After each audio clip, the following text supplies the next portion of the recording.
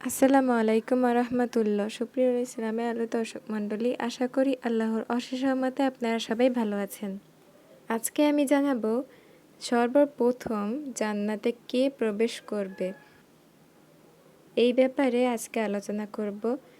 ভিডিওটি শুরু করার আগে যারা এখনও চ্যানেলটি সাবস্ক্রাইব করেনি তারা এখনই সাবস্ক্রাইব করে পাশেই থাকবেন এবং ভিডিওটি বেশি বেশি শেয়ার করে অন্যজনকেও জানার সুযোগ করে দিবেন। তো চলুন শুরু করা যাক।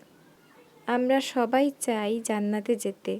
এই নিয়ে রাসূল সাল্লাল্লাহু আলাইহি সাল্লাম বলেছেন, জান্নাতে প্রথম প্রবেশ করবে আমাদের উম্মতের মাঝে একজন।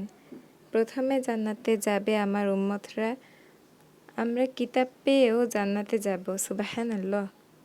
রাসূল সাল্লাল্লাহু আলাইহি সাল্লাম বলেছেন, আমি সবার প্রথম জান্নাতের দরজার কড়া নাড়ব। তখন দরজায় দাঁড়িয়ে থাকা কেয়ারটেকার বলবে, তুমি কে? আমি বলবো, আমি মুহাম্মদ। লোকটি বলবে, হ্যাঁ, আপনার কথা আমাকে বলা হয়েছে। আমার নির্দেশ আছে যে আপনার আগে কাউকে প্রবেশ করতে না দিতে।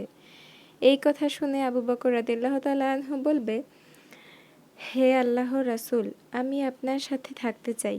রাসূল সাল্লাল্লাহু আলাইহি সাল্লাম বলবেন, আবু বকর রাদিয়াল্লাহু তাআলা আনহু, আমি তোমাকে একটা সুসংবাদ দিতে চাই।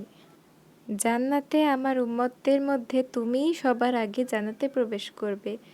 এই থেকে জানলাম সর্বপ্রথম নারী পুরুষের ভেতরে প্রবেশ করবেন ইসলামের প্রথম খলিফা হযরত আবু বকর রাদিয়াল্লাহু তাআলা আনহু।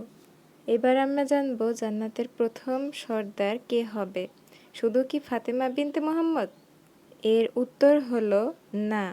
জান্নাতে প্রথম সর্দার হবেন 4 জন মহিলা।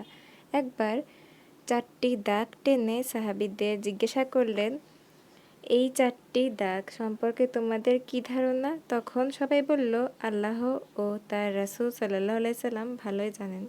রাসূল সাল্লাল্লাহু আলাইহি সাল্লাম বললেন, এই 4টি দাগ সেই 4টি মহিলা যারা জান্নাতের সর্দার হবে।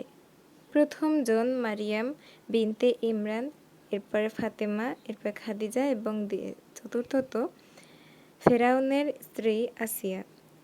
জান্নাতের প্রথম কি দরিদ্ররা প্রবেশ করবে? এর উত্তর হলো হ্যাঁ, তারা সবার আগে প্রবেশ করবে। তারা ধনীদের থেকে 40 বছর আগে জান্নাতের ঘ্রাণ পাবে। একবার রাসূল সাল্লাল্লাহু আলাইহি সাল্লাম মসজিদে কিছু দরিদ্র ও মুজাহিদদের দেখতে পেয়ে বললেন, তোমাদের আল্লাহ সুসংবাদ দিয়েছেন। তোমরা ধনীদের থেকে 40 বছর আগে জান্নাতে প্রবেশ করবে। একবার ভাবুন তো, কতই না সুন্দর হবে জান্নাতের ঘ্রাণ, কতই না সৌভাগ্যবান সেসব লোক যারা জান্নাতে প্রবেশ করতে পারবে এবং জান্নাতে থাকতে পারবে। আমরাও এই কাতারে শামিল হয়ে যাই। আমিন। আজকে ভিডিওটি কেমন লাগলো অবশ্যই কমেন্টে জানাবেন এবং সবাই ভালো থাকবেন, সুস্থ থাকবেন, লাইক কমেন্ট শেয়ার করবেন।